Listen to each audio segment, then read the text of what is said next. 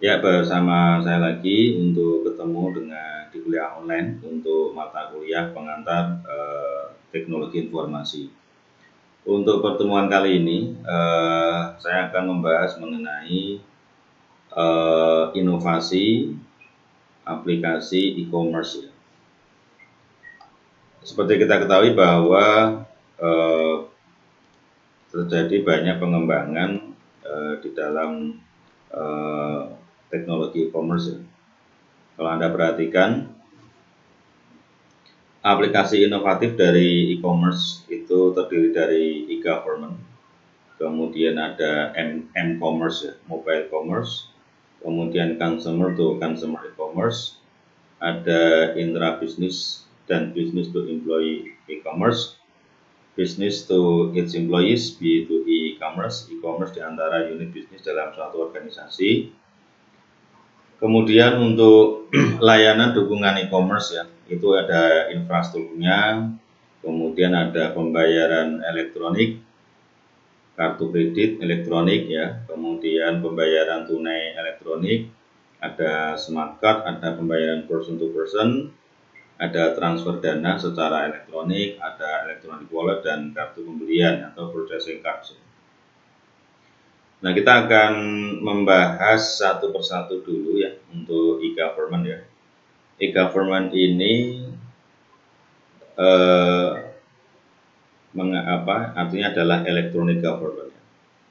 Dalam hal ini elektronik di sini bukan barang-barang elektronik ya seperti TV, radio, kemudian AC dan sebagainya begitu, tapi elektronik di sini adalah sesuatu hal yang dia bekerja menggunakan platform secara elektronik. Nah, e-government sendiri walaupun bagian dari aplikasi inovatif dari e-commerce, karena government sendiri itu kan pemerintahan, tetapi dalam hal ini bukan pemerintahan pelayanan publik ya. Karena dalam bisnis itu ada istilah good corporate governance ya.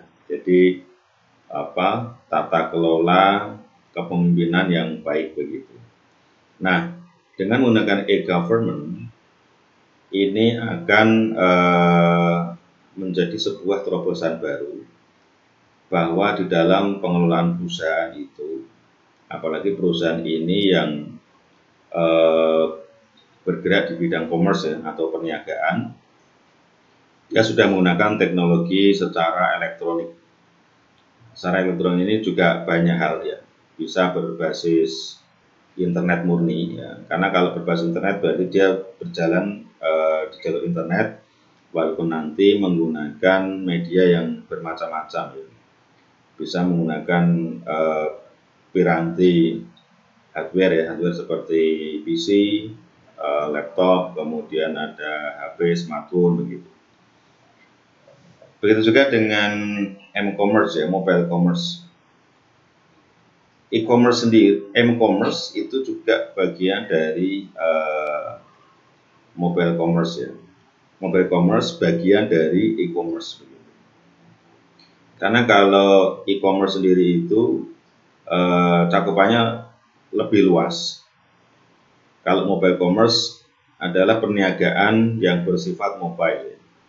Bersifat mobile di sini bahwa pelaku perniagaan, baik itu pembeli atau penjual, mereka menggunakan media yang portable, yang dimaksudnya adalah mereka bisa melakukan transaksi dari manapun ya, karena mereka menggunakan perangkat atau piranti yang di bawah, yang untuk saat ini seperti kita ketahui bahwa hampir semua orang ya, mungkin kalau kita buat perbandingan, jika ada 100 orang itu mungkin hanya 1 atau 2 orang yang tidak menggunakan HP ya, smartphone begitu.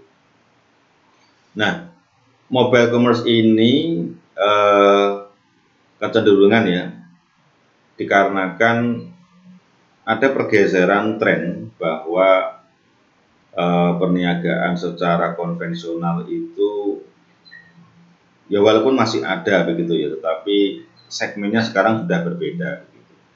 Apalagi sekarang gaya hidup orang masa kini itu lebih suka yang praktis, simple, ya tidak ribet, tetapi nyaman gitu ya. Nah, kemudian ada consumer to consumer e-commerce ya. Consumer to consumer e-commerce ini perniagaan elektronik dari antar konsumen gitu, antar konsumen. Nah, ini sebuah fenomena yang luar biasa begitu ya.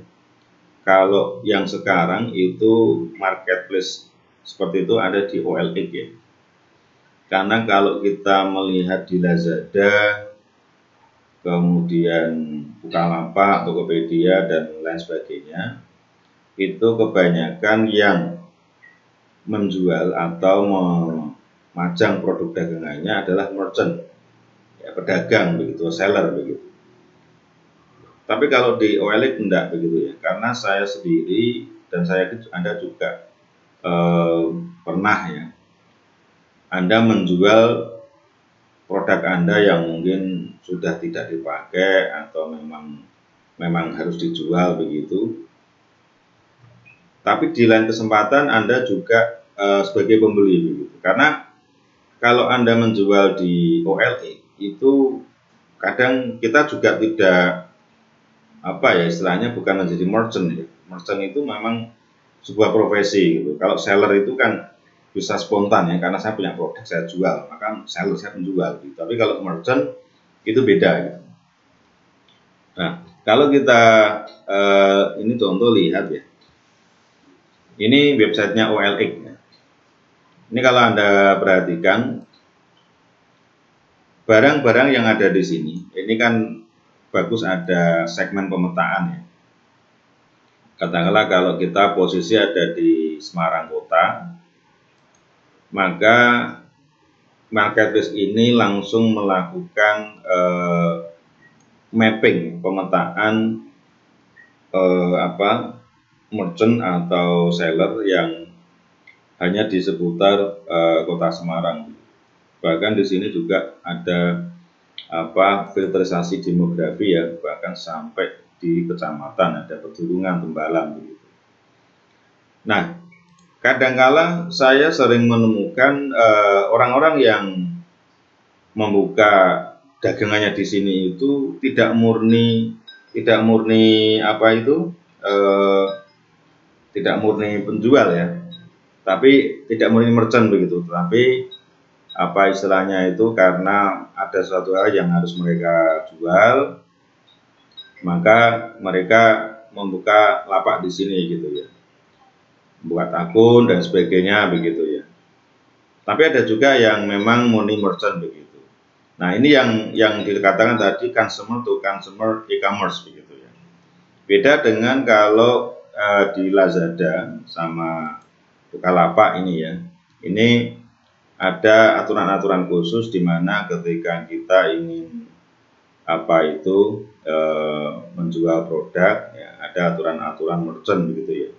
Karena di sini juga ada ini ya, mobile apps-nya begitu. Nah, di sini ini ada yang berbasis Android ya, bisa diperoleh di Google Play Store, atau yang berbasis ini ya, iPhone ya, iOS ya, itu bisa di App Store-nya begitu. Nah, di sini kecenderungan kalau kita pernah ya atau terbiasa berbelanja, kita akan menemukan banyak sekali kenyamanan dan kemudahan begitu, walaupun tentu saja tetap masih ada beberapa kelemahan-kelemahan begitu ya. Misal seperti saya dulu pernah beli di salah satu lapak besar tadi itu, contoh kaos begitu ya. Saya biasanya hafal ukuran kaos L atau XL begitu. Tetapi pada kenyataannya tidak semua barang yang saya terima itu sesuai ya, karena kita juga tidak bisa mencoba, beda dengan kita beli di toko secara offline ya, konvensional kita bisa datang, kemudian kita bisa melihat langsung, bisa melihat bahannya, kemudian bisa mencoba di fitting room ya, kemudian oh ini pas dan sebagainya, cocok kita beli gitu. Tetapi kelemahannya kita harus repot, harus datang ke sana dan sebagainya begitu. Tapi kalau kita menggunakan e-commerce, kita hanya di rumah begitu ya, atau tidak perlu datang langsung ke tokonya, dan pilihan kita itu bisa sangat banyak. Kadang kita belanja ini begitu, dan ada historinya begitu. Jadi ketika kita ingin beli lagi, kita punya histori pembelanjaan. Kalau perhatikan ya, ini ada matahari ya. Kita bayangkan mungkin 15 tahun lalu, 10 tahun yang lalu ya. Itu matahari sebuah manajemen mall ya yang luar biasa sekali, raksasa, tetapi harus bertekuk lutut ketika masa ini ya, .com booming istilahnya begitu, mulai merajai, kemudian terjadi pergeseran fashion lifestyle, orang lebih suka di rumah dan mereka bisa belanja.